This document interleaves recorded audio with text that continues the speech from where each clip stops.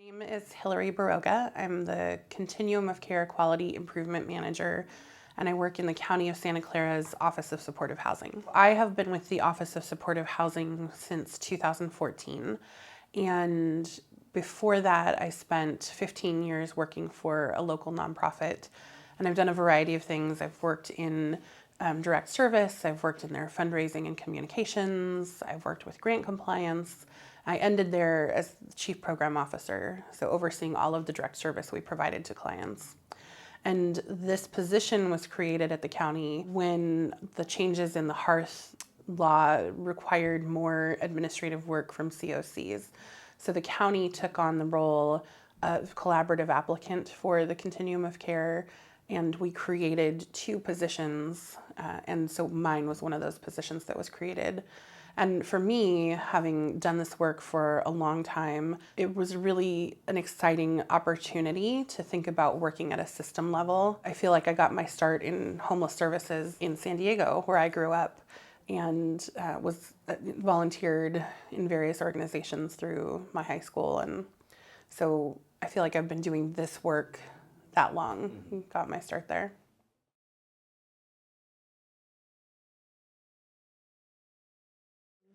So my role in the county is to help administer and oversee the continuum of care. So I and my team work on the planning, implementation, oversight, evaluation of the homeless services system, and also administer the continuum of care responsibilities for HUD. So we are the collaborative applicant, which means we're responsible for submitting the annual application for COC program funding to HUD. We just finished that. We are the HMIS lead, so we oversee the community's homeless management information system. And we work with a couple of contractors to do these things. We also do community-wide reports, so system level reports on how our supportive housing system is doing according to the HUD system performance measures and local community-wide performance measures that we've established as a community.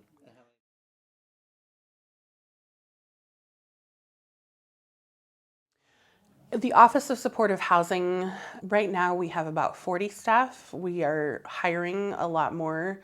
We're approved for about 56 or 58 staff in our budget. Our operating budget is about $48 million, just under $8 million for the 58 FTE that we have. We also oversee contracts to nonprofits to provide direct service work. We do some direct service work ourselves, and we also oversee our system of care. And then we also, in addition to that $48 million, oversee about $125 million in capital development funding. And the 48 million, is that mostly from the county or HUD or both? It's a combination. Most of it is county. Probably about 10 million of it is from HUD. Our county has made a really large investment in the issue of homelessness and affordable housing. It's one of the top 3 issues for our county board of supervisors right now.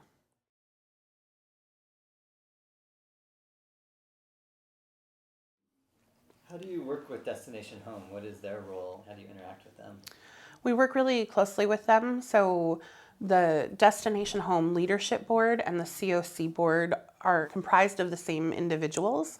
They're 2 distinct entities, but we work really closely together. So in their capacity as the Destination Home Leadership Board, they lead the strategic planning for the community. And then the COC board handles more of the operational business. I think Destination Home is really good at being an advocate and a convener. And so they are able to do more advocacy than we can from a government office with different kinds of stakeholders. They convene private foundations to work with city and county government to establish new initiatives and try new things out. They're overseeing, for example, we have a vets campaign going right now to end veterans homelessness, and it's called All the Way Home. And they are leading the campaign. We are working with them on that campaign really closely. Most everything we do is in partnership with Destination Home and various other community partners. We definitely are not trying to be sort of the county overlords. We know that it takes the whole community. We also know that we have a leadership responsibility to end homelessness, and we take that role pretty seriously.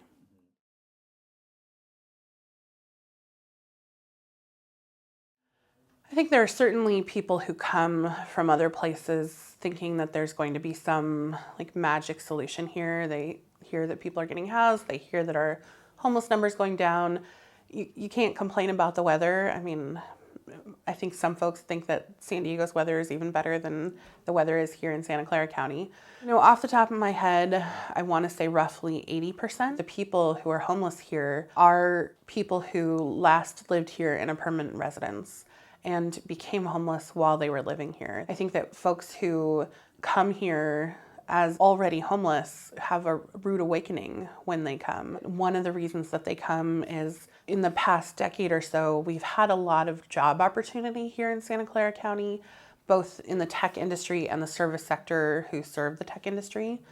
But our cost of living is really high, and that's when the rude awakening comes, is that there isn't affordable or cheap housing even within a commutable distance from here.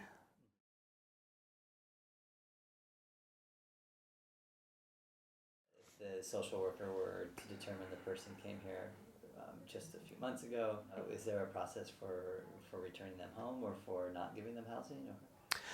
We wouldn't exclude anyone. If somebody's here, they need the help. We are more restricted in what kinds of programs and where the funding comes from for programs, because our local cities and jurisdictions do provide some funding for homeless services, but they want it to serve their residents. And so we have to have some sort of connection to one of the local communities to use that type of funding. I think typically a social worker would ask them if there's any way to connect them back to the place they came from. Do they have a support system there? If they have a support system, and if we can verify that there is somebody at the place they came from to receive them back home, a lot of times we can help get them transportation back, but we have to have that verification from another person before. We don't just put people on a bus and ship them somewhere else. Really, the conversation with the social worker or case manager or intake specialist becomes, it's really hard to live here if you don't already have resources lined up. We're not sure we can house you or house you quickly. Like, even the people who are already here are struggling. And so is there a way for us to help connect you back home? In communities like this where homelessness is high, there isn't even enough resource to serve the people who are already here. A lot of the people that we see have lived here for generations. It's mostly people who lived here, are in the service sector, people who had mental illness, people who had a loss of job or some sort of medical circumstance happen to them, who just can't afford to live here anymore.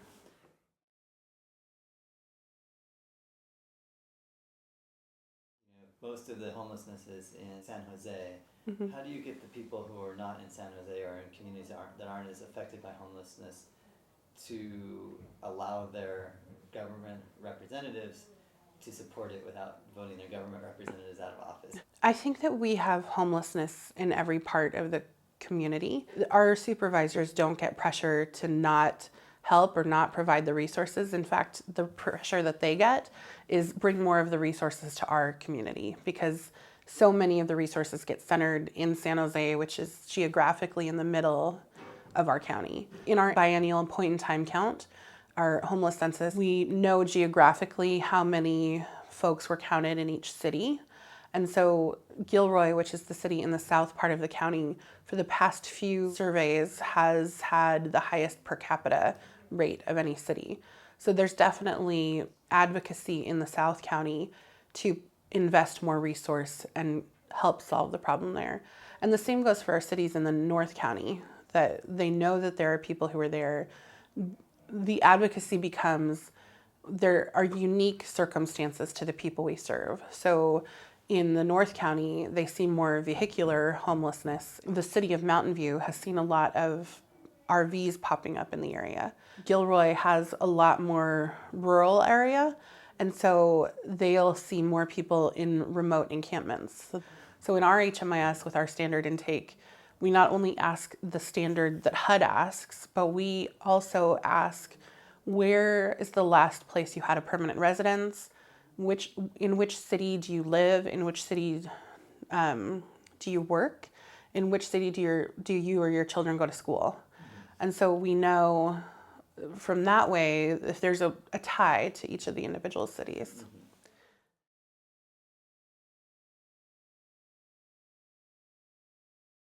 Governments are driven by data. So as much data as your homeless system can provide is the better. At a minimum, any COC-funded organization has to participate in HMIS unless they are a victim service provider. Communities are scored differently if they have more coverage in HMIS for all of their homeless housing inventory. So here in Santa Clara County, almost all of our homeless service providers and housing providers participate in HMIS. It's very few who don't. And we made a concerted effort to have a lot of participation in our community. We have almost 40 participating organizations. We have 40,000 client records. Often the shelter providers, the permanent supportive housing or rapid rehousing providers, people who provide some sort of drop-in service. We have a couple of programs that do job training for people who are homeless. They would use HMIS.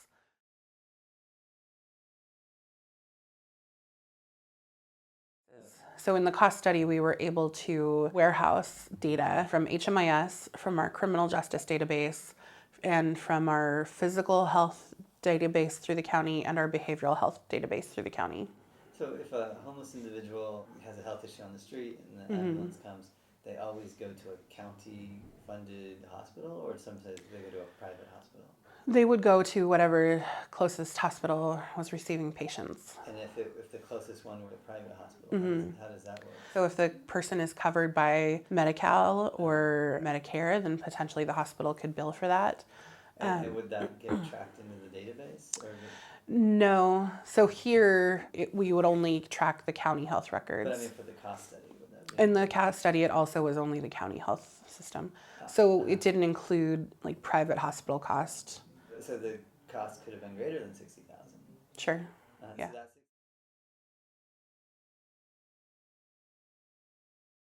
So what we typically find in development is that about 35% of the funds for an affordable housing development come from the local community in some way.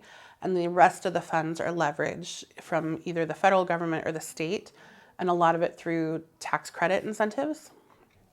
And so for that 35% though, that's what we really need to be concerned about as a community. It could come from private philanthropy.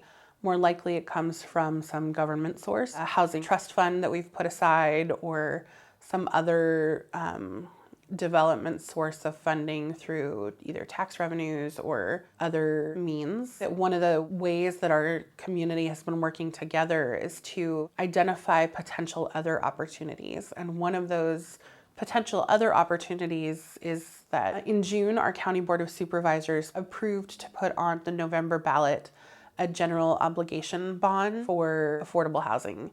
And it's a $950 million bond. $700 million of that would go to extremely low income folks and potentially be dedicated to the homeless population and the people that we're serving. So there's one potential opportunity should the voters choose to vote on that. And that will be a huge opportunity if it comes to fruition. It won't take all 20 years for it all to be invested in the community. So the way it'll work is that there's this initial investment and the county pays it back over the 20 years. This goal is to house all these folks in 5 years. I mean, as quickly as possible. Our community plan goal for the 6,000 housing opportunities is that we've identified those 6,000 opportunities in the 5-year time frame. And so from the time we initiated the plan, so from like January 2015 to date, we've identified over 1,600 new opportunities. So we're a little over a quarter of the way there. Not bad for not having extra resources. Counties have different access to different kinds of money. You know, we have property taxes, there are different opportunities. We have really created a lot of those opportunities here in Santa Clara County. So there was a local sales tax measure. So we increased sales tax by like 0.5 cent 3 or 4 years ago. And the idea behind doing that was to make up for some of the loss of revenue when the economy took a downturn in order to preserve essential services. So we've been able to invest a lot of that money into permanent supportive housing and services for the homeless. I think it's like people coming up with ideas like that and putting them forward.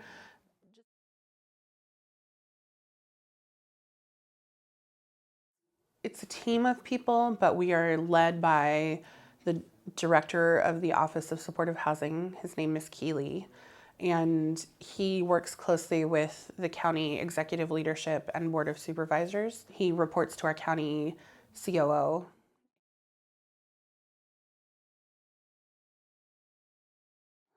I don't think that there's anyone here who doesn't agree that they want an end or reduction to homelessness. I think that our philosophy is that we want homelessness to be rare, brief, and non-recurring. There's no jurisdiction who disagrees with that. Some jurisdictions have been more able to commit financially and policy-wise to that, especially for cities. A lot of how they're driven is based on what their citizens and their residents want and advocate for. And so some cities show up in a different way because their citizens put forward requests or demands in a different way. There's no one in city staff in any city who doesn't want an end to this problem. They're beholden to what the citizens ask for. Right.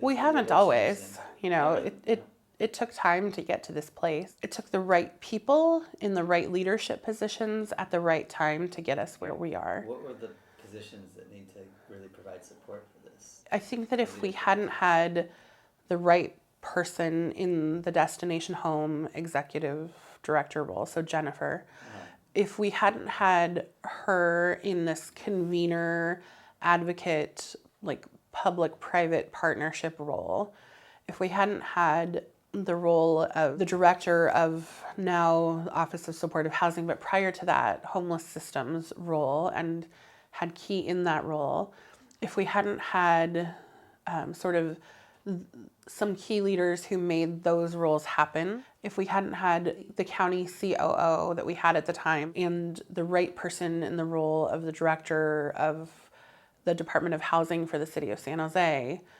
and the local public housing authority, all of this would have been a lot harder and come a lot slower. But for the county leadership in particular, having Key and Gary Graves in their positions willing to take a chance, and then 5 supervisors who are all really committed to this issue, these things wouldn't have been possible. We've been so fortunate that almost all of our big financial decisions have been unanimous in terms of making this problem end. But they've all been able to say yes because Gary and Key led us in a way that was driven by data, that was well thought through, that addressed the needs that we were trying to meet and the supervisors were trying to meet.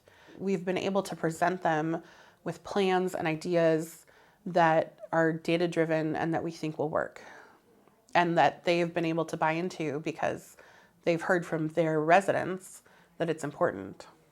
Wow, what you just said.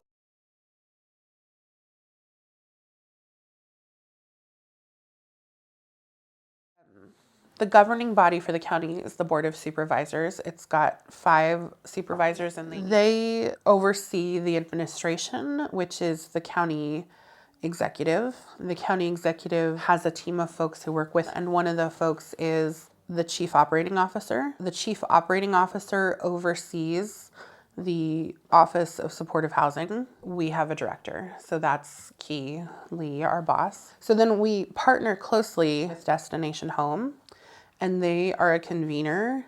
And then we also have really key other partners, the city housing departments.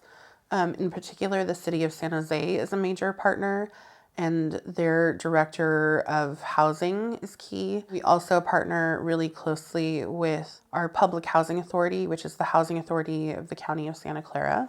They operate both as the county's public housing authority and the city of San Jose's public housing authority. Their executive director has been a key player that having all of these people in the right leadership positions at the right time has helped move us along, as well as having these 5 supervisors who represent different geographic areas of the county who are really committed to this issue. So much of the crux of what we're doing here that for the past 2 years, it's been a top 3 priorities for the county mentioned in our county budget book.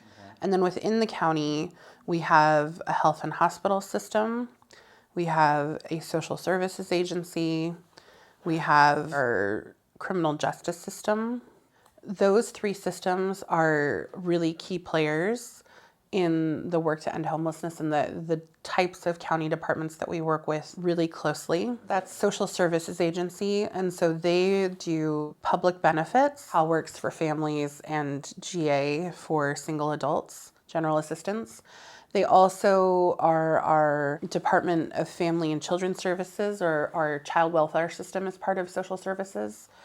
They have our aging and adults. The criminal justice system includes our jail system, probation. There's an office of reentry services that is related. It actually kind of lives more out here. This stuff is all under our sheriff. These departments work really closely with us and really closely with each other. Within the criminal justice system, we have a department called Custody Health. So it's employees of our health and hospital system providing health care to people in our jail. And we try to work really closely with the custody health folks to identify the highest need people who are homeless when they enter jail and will be homeless when they are discharged, so that they're discharged to a housing solution instead of back to the streets. Because a lot of the people who are in those circumstances are usually incarcerated because of things that happened due to their health problems, like their mental health. This is Office of Reentry Services. They're similar to us in that they convene a variety of different departments, all focused on helping people who are coming out of incarceration.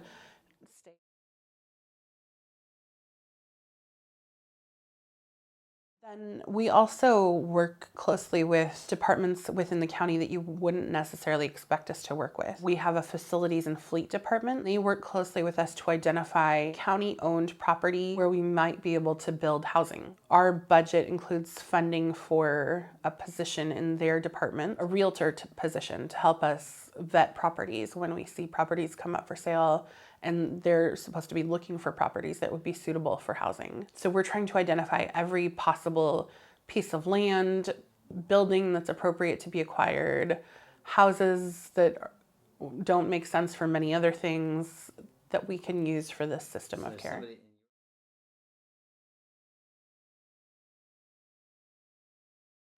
These folks definitely have to be on board.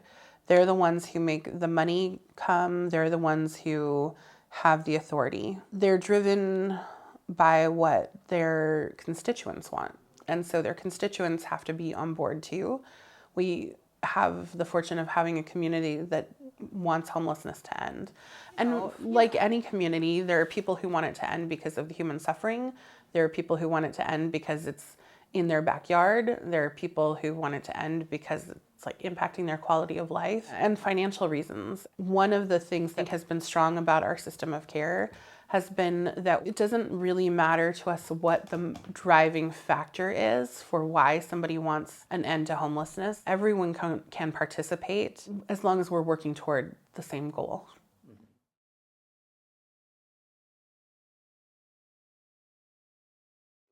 The county is certainly a big leader in this, but it would really be difficult to do this without the city of San Jose and the other cities. There are many reasons for that. One is, especially for us, the city of San Jose is a major funder of services. So they provide something like $1.2 million to the county to distribute to nonprofits to provide services for permanent supportive housing.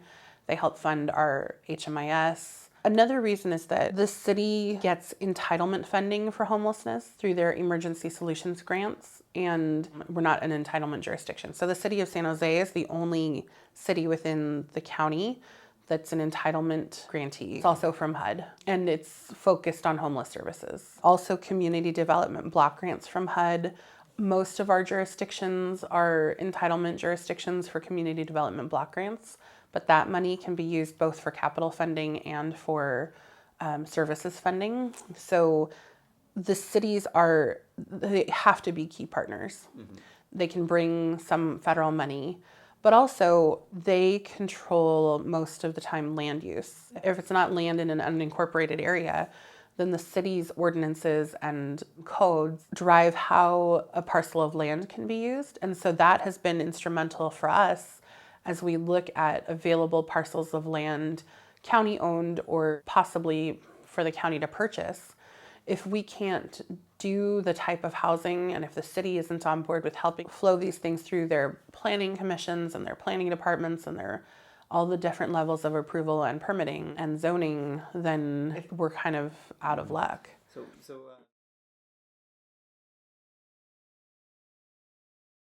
We've done a few different things. One of the things is we've added in this budget, and we're hiring up a client engagement team. So a team to do outreach countywide. So if a service provider or a citizen in a far-reaching part of the county identifies a homeless person in that part of the county that needs services, we can send that team to assess and triage and figure out how to help them. So that's one thing to consider. Being willing to invest resources where you've identified other people to be homeless. So figuring out how to make services more accessible to the people is central. We have what we call the Emergency Assistance Network.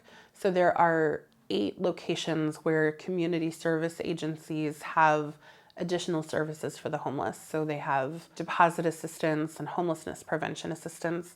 So people can go to a location in their region and get help there. And the way that is set up right now is that you have to go to the place in your zip code to get the help there. So that's another way we've been able to address this. We also have 2 organizations that do mobile medical healthcare services for the homeless.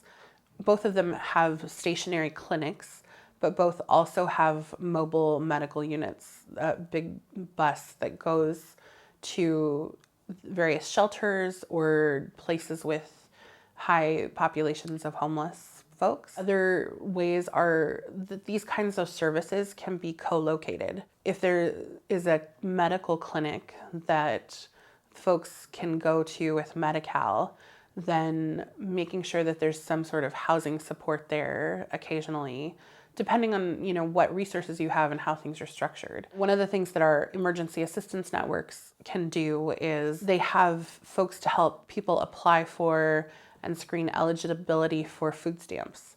And so you don't have to go to the central social services office to get your food stamps. You can start with one of your regional networks. The last thing that comes to mind is we have a program that with our transportation authority, it's called the VTA, the Valley Transit Authority, and we have a program where they sell the homeless services system, our office, the Office of Supportive Housing, quarterly bus passes. And each of our homeless service providers can request bus passes. They don't have to purchase them from us to distribute to their clients. And they just have to provide case management to their folks. And the folks have to be homeless or at risk with certain criteria. And so I think that transit pass has allowed people to get to central services, but then also go back to the community that they're comfortable staying in. I think without transportation, what happens is that people go to where the services are and stay there because they don't know how they're going to get back at a future time, or how they even get back to the place they came from. Increasing people's mobility. It sounds like it might have the counter effect, but it really just helps people get from point A to point B. Being willing to locally invest in the housing resources and making more housing opportunities available for people is really the only thing that's going to keep people out of a particular neighborhood or going to stop a community from creating Skid Row. People will go to the place where they're going to get left alone. If they're congregating together and it's a safe community for them and they're not getting harassed by the business owners or the police or whatnot, then they're going to stay there. And imagine if you had to pick up your life and move it every day. What people are looking for is a place that they can just stop for a minute. And that's why places like Skid Row or encampments or what's happening in the East Village happen, is that they just have to stop moving.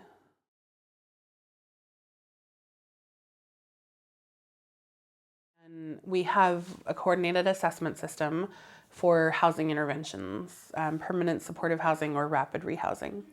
And they would go to any one of our HMIS partner agencies, so any shelter provider or homeless services provider. And when they do their intake for services at that agency, they also get the VI SPDAT triage assessment done, and that puts them on the community queue for housing resources. And we prioritize according to need and length of time homeless. Somebody could get referred right away if we're making referrals, if we have spots and programs. Somebody might never get referred for services. And so when we do this triage with folks, we really encourage them to keep looking and keep working outside of this. Right. But what we're doing with this coordinated assessment system is really prioritizing the resources that we have for the people who are the most vulnerable, who need the most. It's going to take a while, but the more we can get the highest need and the most vulnerable off the streets, the better.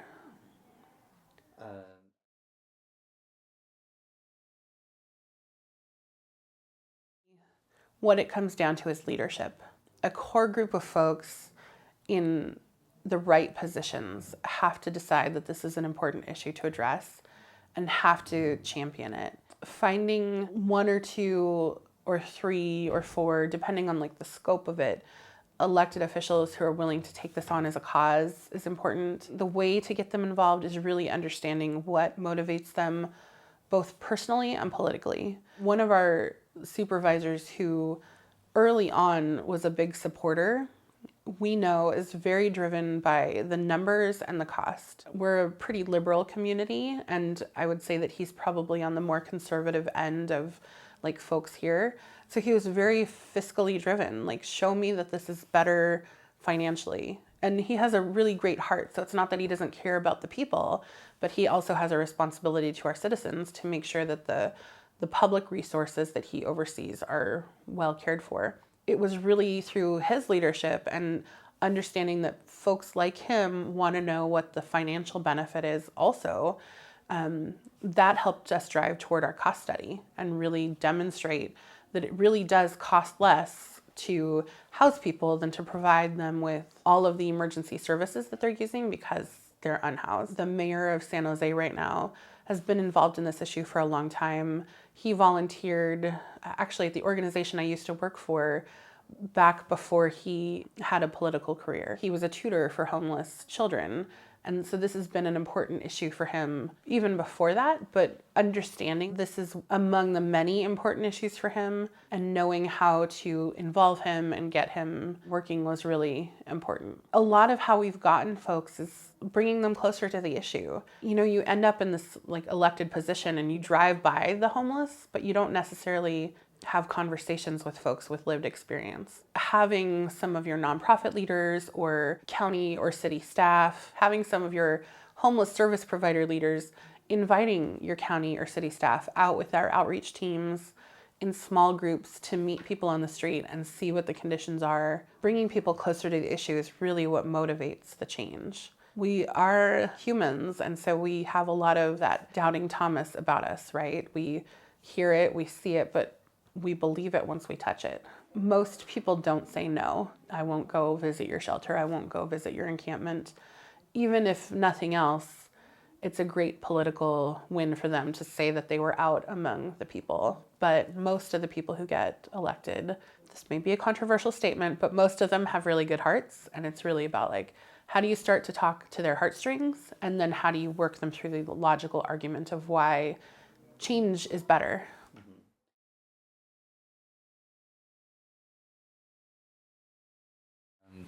What can a city do if they don't really have the county as aggressively pursuing it?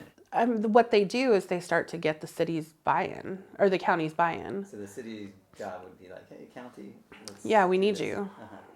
And, sometimes there's tension between cities and the county because the county crosses everyone's jurisdiction. There's always like some money issues between the two of them, not necessarily bad, but like how monies are distributed and how.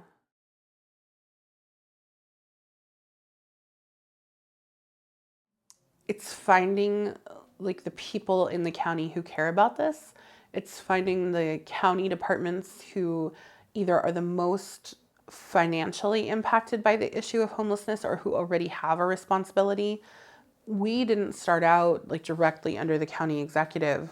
We started out in the health and hospital system because people were having difficulty recovering from mental health issues and substance use issues because they didn't have housing. The person who's retired now, but who really was a catalyst for this, was the former director of our mental health department, who took on some HUD grants early on because they were a benefit to the population that she was serving, and also hired Key to help oversee some Mental Health Services Act funding, so some state funding. Key was able to identify how those resources could be used and braided, and then Jen advocated with her that we needed to create this director of homeless systems. She selected Key for this position, people who were in the right place at the right time. It was really about finding the champion. You have to find who the champion is at the government and who can get on board with this issue and make it make sense, and it has to be a person in a high enough position to do that.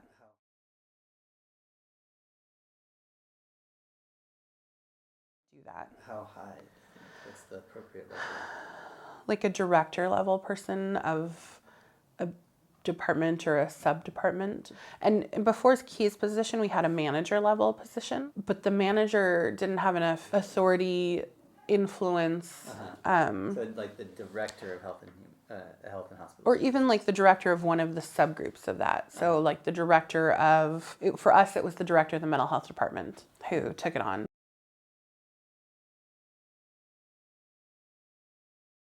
I think it's director level, and also someone who is willing to not stick within the boundaries of the status quo. Somebody who doesn't think that the system has to exist the way it's always existed. Mm-hmm. That's the key about it, is that, Nancy, who is the now retired director, she saw that things needed to change and she could be part of that, and that she needed to lead that. Mm-hmm. He also knows that things need to change and that he's not a typical bureaucrat. It has to be somebody who's willing to challenge the process, but in a collaborative way. No one wants to be told that they're doing things wrong. It's not about going in and telling people that they're doing things wrong. It's about having the conversations and building the relationships and understanding what each side's barriers or blocks or concerns are and working collaboratively toward a common goal.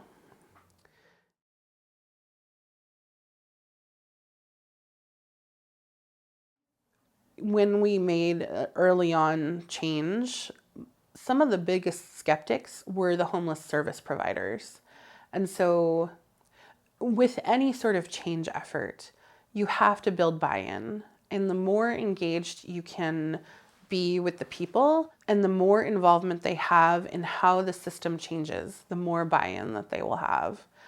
It's not possible to do everything by consensus, but giving people the opportunity to provide feedback and be part of the process was really instrumental in the beginning. Being transparent, making relationships with the key leaders in the homeless services system has been really important. A lot of my instincts and a lot of my leanings are much more nonprofit based. You understand and the nonprofit world. Exactly. Yeah. And so what I would say to the nonprofit providers is be willing to change and be willing to think about how you can modify what you're doing, both to be a participant in the solution and to contribute to the solution.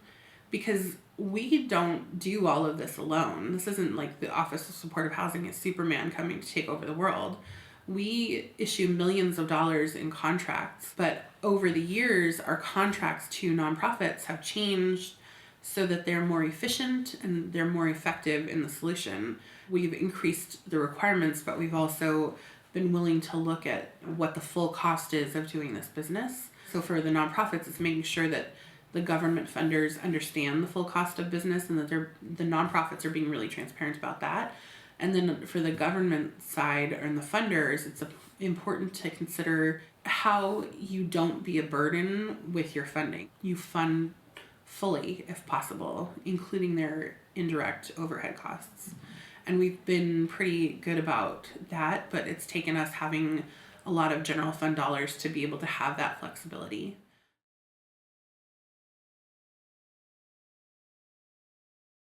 No, our housing opportunities is both vouchers or subsidies and units.